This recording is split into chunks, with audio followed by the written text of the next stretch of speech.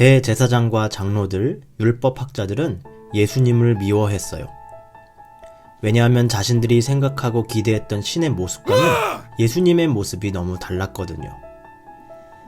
하나님의 아들이면서 이 세상을 창조한 신이라는 자의 모습이 보기에 너무나도 연약하고 볼품없는 모습이었고, 항상 만나러 다니는 사람들 또한 사회에서 높고 유명한 사람들이 아니라 소외된 사람들, 약자들, 병자들, 죄인들 뿐이었어요.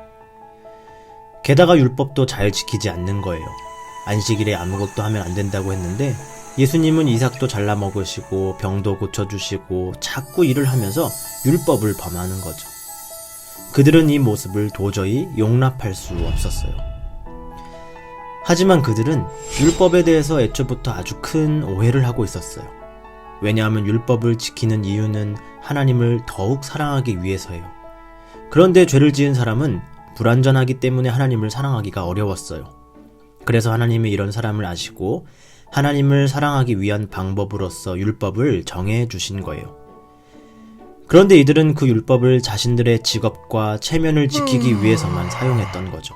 겉으로는 하나님을 사랑하고 잘 믿는 것처럼 보였지만 사실은 마음이나 정성 없이 겉만 번드르르하게 꾸민 가짜 믿음이었던 거예요.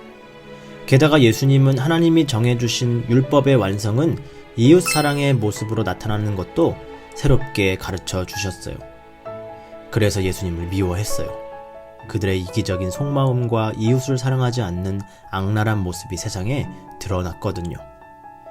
대제사장과 장로와 율법학자라는 사회에서 높은 지위도 박탈될까봐 내심 두려웠고요. 그래서 이들은 예수님을 죽이기로 음모를 꾸미고 자기들이 모여서 회의를 하는 산헤드린 공회라는 곳에 예수님을 붙잡아 왔어요. 그리고는 많은 사람들이 보는 앞에서 대제사장이 예수님께 이렇게 물었어요.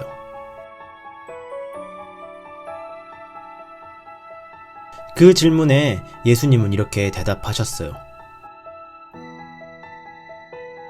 그러자 그 자리에 있던 대제사장과 서기관과 율법학자들은 매우 분노했어요.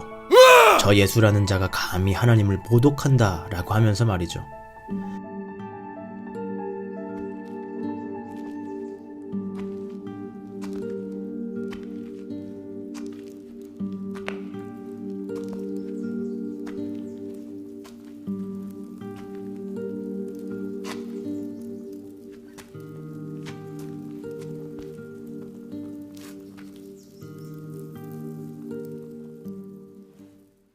그들은 신성모독죄로 예수님을 재판관인 빌라도에게 끌고 갔어요. 대제사장과 서기관과 율법학자들 뿐만 아니라 그 자리에 나온 많은 사람들도 예수님을 죽이라고 소리쳤어요. 볼품도 없고 힘도 없고 병들고 죄인들이랑만 어울려 다니고 율법도 지키지 않고 게다가 신성모독까지 하는 저 사람을 어서 당장 십자가에 매달아 죽이라고 하면서 말이죠. 죄 없으신 예수님은 많은 사람들이 보는 앞에서 이렇게 수치와 모욕과 억울함을 당하셨어요. 그런데도 예수님은 아무 저항도 하지 않으셨어요. 예수님은 왜 그러셨을까요? 바로 우리를 구원하기 위해서 그러셨어요.